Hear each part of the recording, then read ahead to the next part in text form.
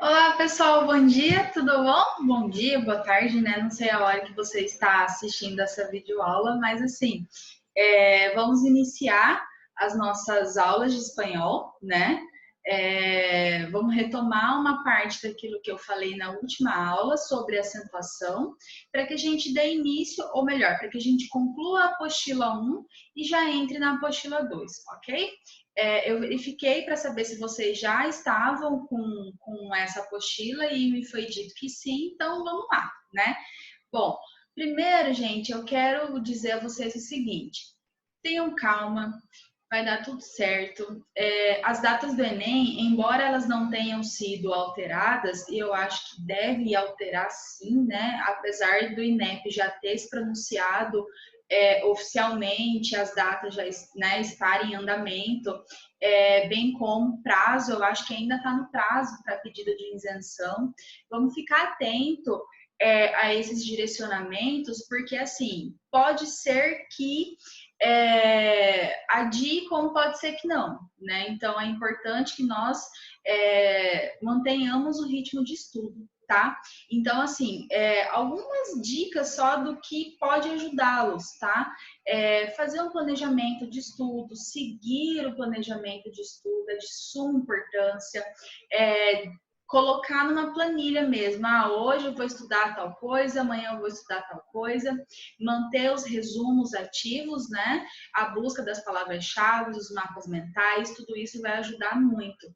Só que, gente, acima de tudo, o que vai ajudar é a sua disciplina. É como você está organizando esse estudo, tá? Então, assim, não pense que é um bicho de sete cabeças, não pense que puxa vida, por que isso tinha que acontecer logo na minha vez, né, de fazer o exame? Para contar rapidinho uma parte da minha história. Eu fiz 2 vestibulares, né? O primeiro vestibular que eu fiz ainda eram 3 dias na UFMT, então eram 3 dias assim tortuosos porque a gente não sabia como que ia ser. E assim, foi a última edição desta forma de avaliação. Então, assim, era uma prova muito longa, era uma prova complexa, mas assim, o primeiro foi treineiro, por isso que é importante fazer o treino, né? E o segundo foi justamente a transição, em que eram apenas 2 dias, né? De prova, e aí, assim, você somente teria sua redação corrigida se você tivesse um índice de pontuação acertado, entendeu? Então, assim, tinha condição para que fosse corrigida essa redação. Então, assim, e essa mesma apreensão que vocês têm hoje, eu também tive na minha época, né? Do assim, nossa, mas tinha que mudar justamente na minha vez, né? Embora as situações sejam parecidas e nada a ver ao mesmo tempo, eu quero dizer a vocês o seguinte, gente, mantenha calma, mantenha o foco, mantenha a disciplina, que tudo isso vai ajudar agora, tá? E assim, nós estamos juntos, a escola está à disposição para qualquer coisa que vocês precisem, nós, professores, também estamos. E assim, eu estou no grupo do WhatsApp, assim como os outros professores, então, precisando de ajuda, por favor, não hesite, fale, tá? Fala que a gente está aqui e a gente vai buscar alguma ferramenta para ajudar, tá? Então, agora retornando à nossa aula. Ou melhor, antes de retornar, tem uma frase que eu gosto muito do João Guimarães Rosa, que ele fala justamente que o que a vida quer da gente é coragem. Então, vamos lá? Vai dar tudo certo. E assim, é só um período e vai passar, tá? Bom, então, para que nós demos início à nossa aula, eu farei, né, como eu lhes disse, uma breve recapitulação do que nós fizemos na nossa última aula, tá? Que foi justamente a acentuação, né? Então, assim, nós temos lá, peguem para mim, por gentileza, a apostila 1, é a aula 4, é a última aula, tá? Abro na página 18, por gentileza. E assim, eu coloquei para vocês lá o seguinte: nós temos as regras da eufonia. O que é eufonia? Eufonia é a união de sons, tá? Então, esse é o primeiro ponto. Em contrapartida, no espanhol, nós temos duas situações. Nós temos a eufonia, que é justamente essa união do som, e temos também a cacofonia. O que é cacofonia? É a união indevida de sons. Ou seja, algumas classes gramaticais, elas, por conta de uma regra da gramática, como eu posso dizer, da oralidade, a união de algumas palavras, elas não se tornam tão agradáveis. Então, eu me lembro uma vez que um aluno me perguntou assim: professora, é correto eu afirmar que na gramática do espanhol ela tem uma gramática de som? Assim, entre aspas, eu posso afirmar que sim, porque foi tanta coisa abarcada pela oralidade, pela forma como nós falamos, que acabou virando regra. Então, assim, é exemplo, por exemplo, do muy mucho, né, que a gente tem regra específica de utilização de um e de outro, mas ambos querem dizer muito. Então, foi de tantas pessoas dizerem muy, ao invés de mucho, que teve a necessidade de se criar regras de utilização para as duas coisas. Então, assim, aqui no caso, nós temos a regra da eufonia, que diz o seguinte: todas as vezes que eu tiver uma palavra feminina, e você tem que ter certeza que essa palavra é feminina, tá? Porque tem as palavras heterogenéricas. Lembra que eu falei para vocês o que são palavras heterogenéricas mesmo? São aquelas palavras que em português possuem um gênero, mas em espanhol possuem outro. E é diretamente desproporcional ou inversamente proporcional. Por exemplo, em espanhol eu tenho la sangre, la leche, la legumbre. Em português eu tenho o leite, o costume, o legume. Então, assim, diretamente o inverso. Ou seja, em português masculino, em espanhol feminino, tá?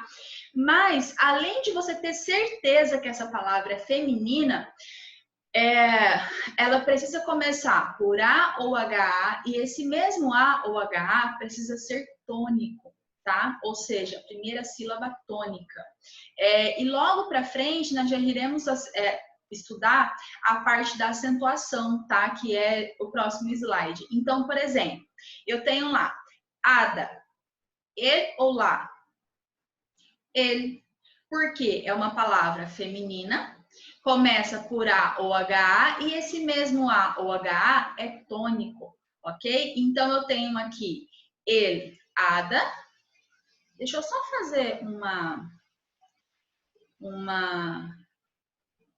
um teste aqui. Caneta. Então, aqui nós temos ele, ada, desculpa aí a letra, mas é a vida.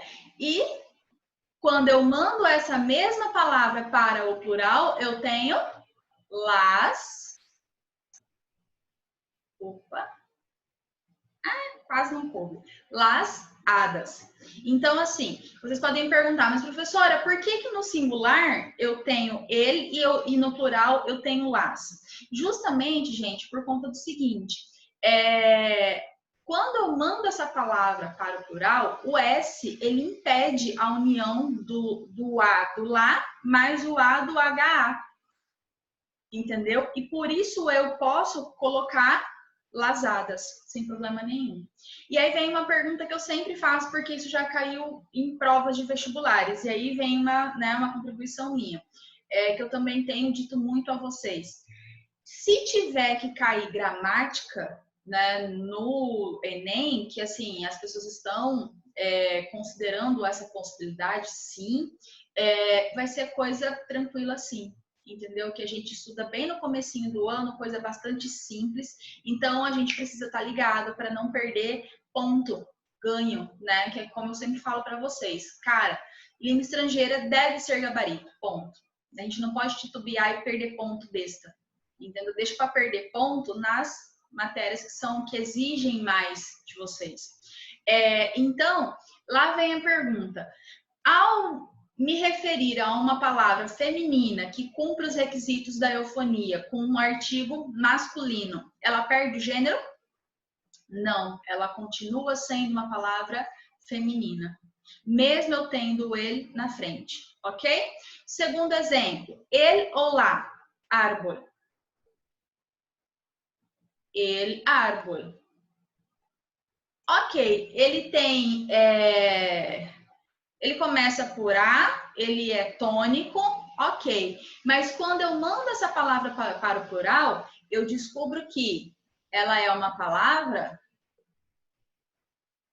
masculina, ok? Então, eu vou aproveitar e vou mandar para vocês uma listinha das palavras heterogenéricas, tá? Mas tem também na apostila de vocês, de maneira bem sucinta, que dá para a gente fazer uma recapitulação acerca disso, tranquilo? E o último exemplo, el olá. Ó, galera, alemã, a sílaba tônica está aqui, ó. Por isso, lá, sem problema nenhum. Ok? Então, temos que estar atento a essas regras, porque embora elas sejam bem simples, elas costumam derrubar candidato. Tranquilo? Bom, aqui nós temos mais alguns outros tipos de eufonia, né? Por exemplo, nós temos dois não, porque tem mais, mas assim, aqui nós temos o exemplo de dois tipos de conjunção. A primeira é uma conjunção aditiva, a segunda é uma conjunção alternativa. Via de regra, se eu quero dizer uma coisa e outra coisa, esse e aqui vai ser y. Por exemplo, caça e quarto. Eu estou dizendo uma casa e um quarto. Essa conjunção aqui, ó, ela vai ser y. Tranquilo? Por quê? A palavra, ou melhor, a letra que começa o quarto não é i. Ou seja, eu não tenho a união indevida de sons. Porém, se a palavra começar com i, como do exemplo aí, HI ou Y com som de I, é de caráter obrigatório que eu troque este Y por E.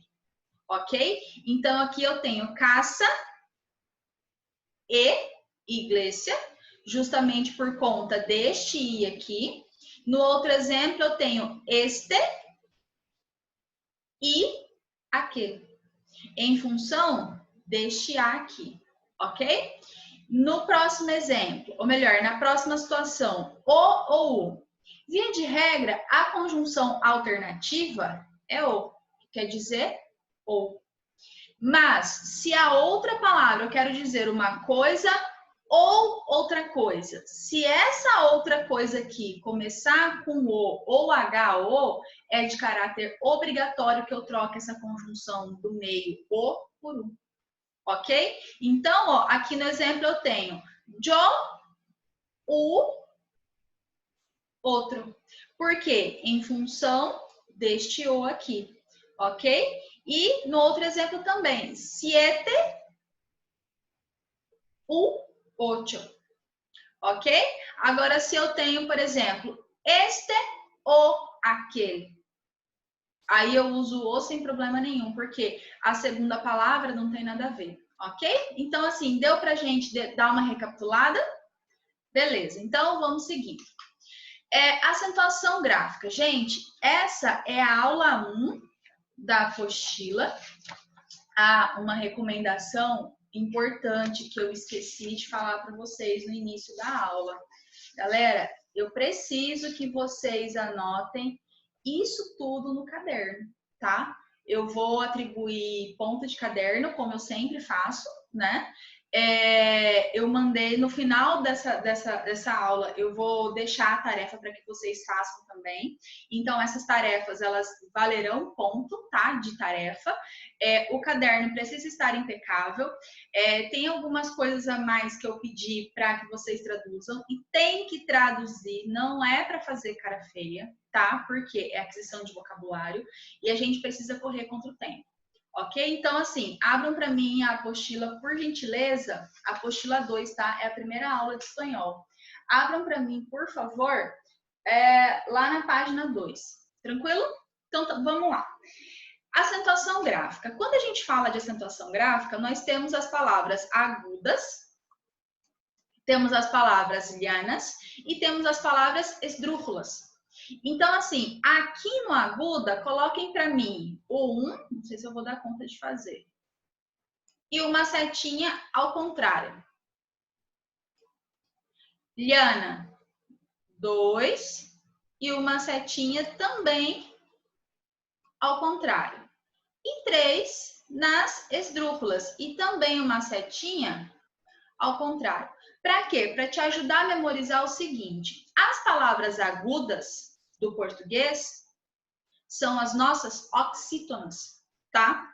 Então, assim, quais são mesmo as palavras oxítonas?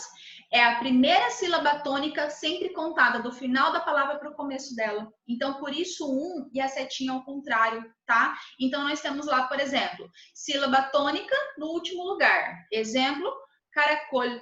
Ó, onde está a sílaba tônica. E não necessariamente ela será acentuada, né? Então, ó, são acentuadas, ó, llevan tilde, quando elas terminarem em vogal, N ou S, ok? E aí nós temos colibri, sartén, compasso. Lianas. As lianas são as nossas paroxítonas, ou seja, segunda sílaba tônica, sempre contada do final da palavra para o começo dela.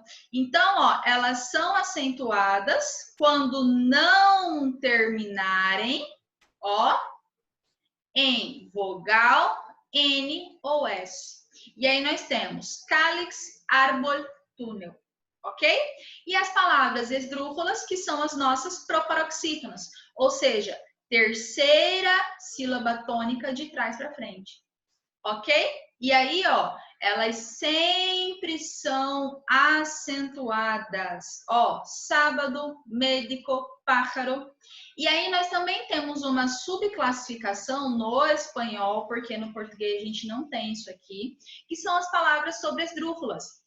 Quais são essas palavras? Geralmente, elas são advérbios, em que eu tenho o anexo do sufixo mente, tá? E uma dica importantíssima, a acentuação, ela não cai, ela segue da palavra primitiva, por exemplo, difícil, dificilmente, embora haja o deslocamento da tônica do fi para o men, ela continua sendo acentuada, tá? E ainda aquelas palavras em que eu tenho formação delas a partir de pronomes.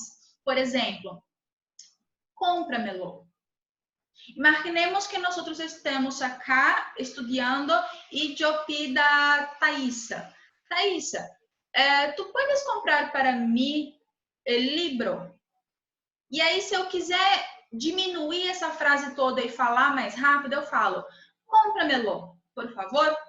Então, eu tenho um verbo em imperativo, ok? Compra. Estou pedindo para ela comprar para mim o livro, ok? Então, todas as vezes que eu tiver uma palavra em imperativo, esses pronomes, no caso imperativo afirmativo, esses pronomes sempre virão depois do verbo e junto a ele como se fosse apenas uma palavra, ok? Então, nesse sentido, elas são palavras sobre esdrúxulas, ok? Porque elas sempre vão ter o acento, no caso, vindo no início e assim, originariamente da forma primitiva, tá? Ou seja, difícil, ao anexar o mente, o acento ele é mantido. O compra-melo, o acento do compra apenas, ele é mantido, ok? Gente, então, ó, tudo isso que eu falei até agora, eles são características de qual acentuação mesmo que a gente estudou nos anos anteriores? Acento prosódico. Por quê? O acento prosódico é aquele acento que marca o fonema mais forte da palavra, ok? E aí nós temos exemplo, né? Nas 3 classificações aí. As palavras agudas, lianas e esdrúxulas, ok? Em contrapartida, nós temos também a acentuação diacrítica. Lembra qual que é? Sempre se lembrem, ó, esse dia aqui, liga ele com a palavra diferenciar, tá? Então, o acento diacrítico Qual é ele?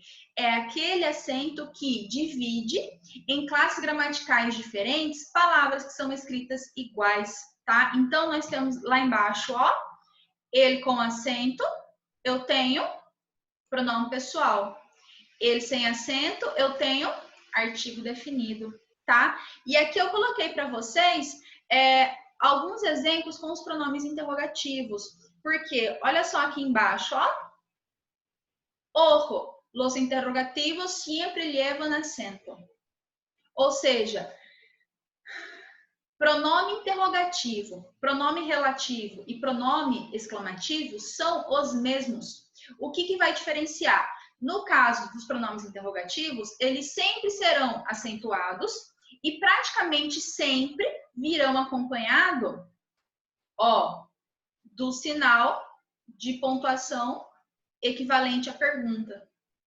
Os exclamativos, eles não virão, mas eles virão, ó, eles não serão acentuados, mas eles virão com essa acentuação aqui, ó, que é o quê? Exclamativo. E os pronomes relativos, gente, são os pronomes de resposta, tá? É só você lembrar da regrinha do inglês, do why e because. Um é para pergunta e o outro é só para resposta, tá? Então, na pergunta aqui, por exemplo, eu pergunto, como estás?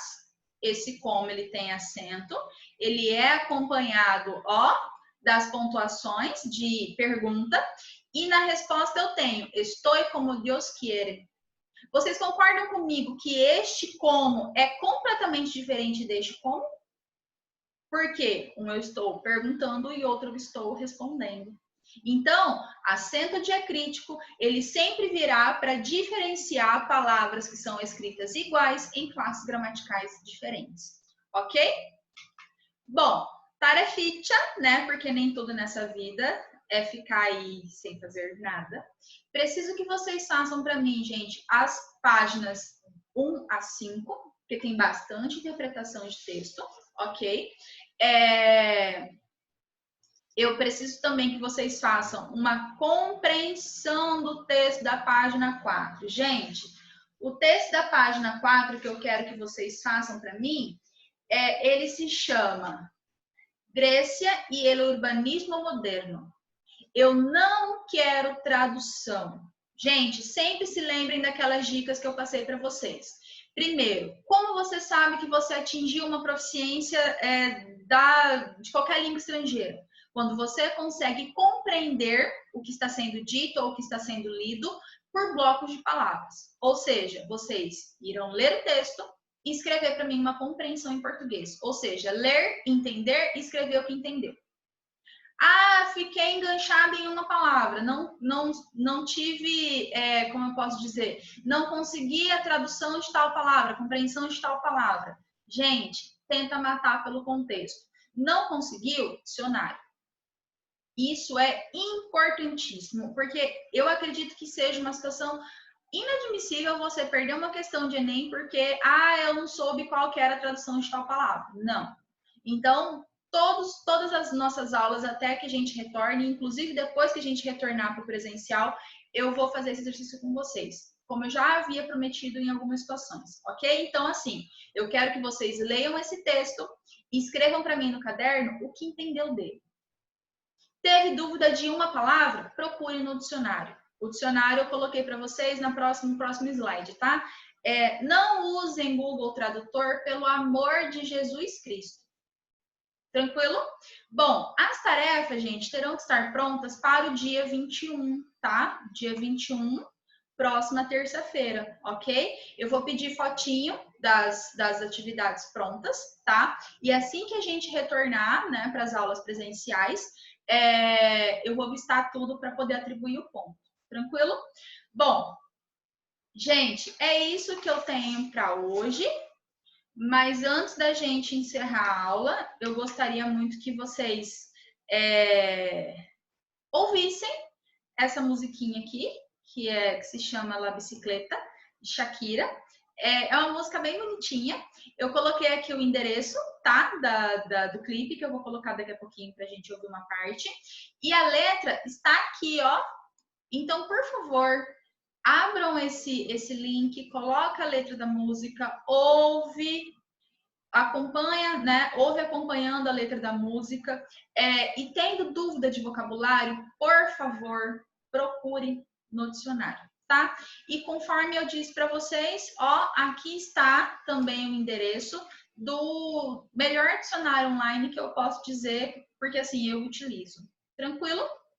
Bom, então vamos lá para a letrinha da música.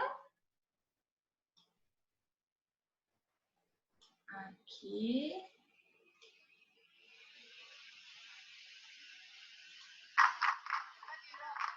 Deixa eu só baixar um pouquinho, senão vocês não vão me ouvir.